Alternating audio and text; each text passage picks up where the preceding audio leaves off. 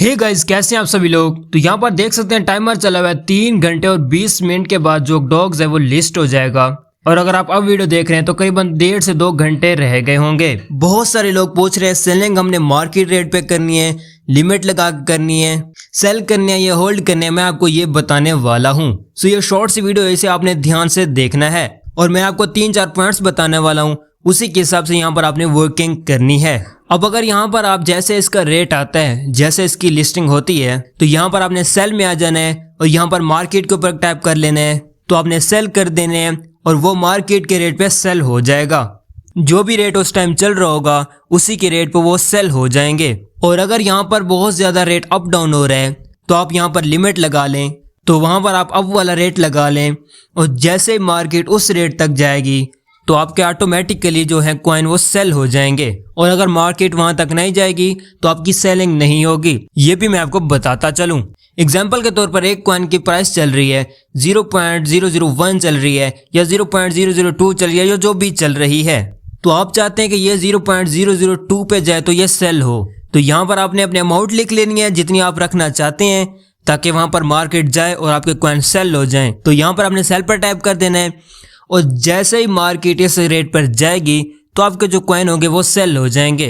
और अगर मार्केट यहाँ तक नहीं जाती तो आपकी सेलिंग नहीं होगी। मार्केट में ये होता है कि जो प्राइस चल रही होती है 001 पे चल रही होती है, 0.002 पे चल रही होती है, या जो भी चल रही होती है, और उसी टाइम यहाँ पर सेलिंग हो जाएगी और आपके जो USDT होंगे वो यहाँ पर साइड पे हो जाएंगे। ये तो अब आपको समझ आ गई है। अब आपने अपने कॉइन को होल्ड करना है, सेल करना है।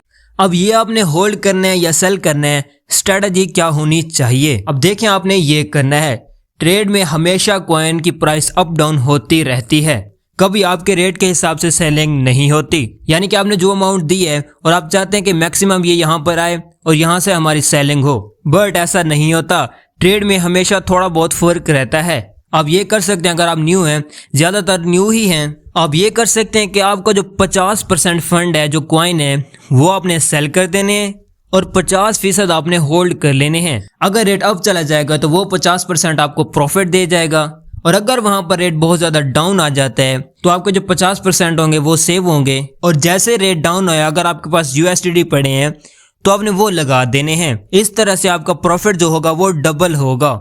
मतलब कि वहां पर आपकी थोड़ी सी और इन्वेस्टमेंट हो जाएगी। जैसे फिर इसका रेट पंप करता है तो आपने सेलिंग कर देनी है। तो वहां पर आप पर डिपेंड करता है, अगर रेट पंप करता है तो आप वहां से सेलिंग कर लें, अगर रेट डाउन होता है तो वहां से आप रीबाय कर लें। तो इस तरह से यहाँ पर आप वर्किंग कर सकते हैं। उम्मीद है कि आपको समझ आ गई होगी।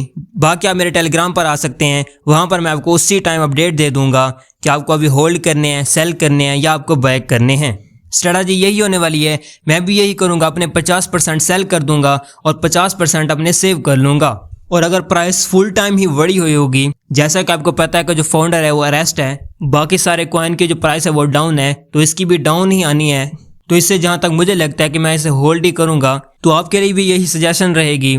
सो मिलते हैं किसी और वीडियो में, तब तक रखिए अपना बहुत बहुत ख्याल। खुदा हाफिज।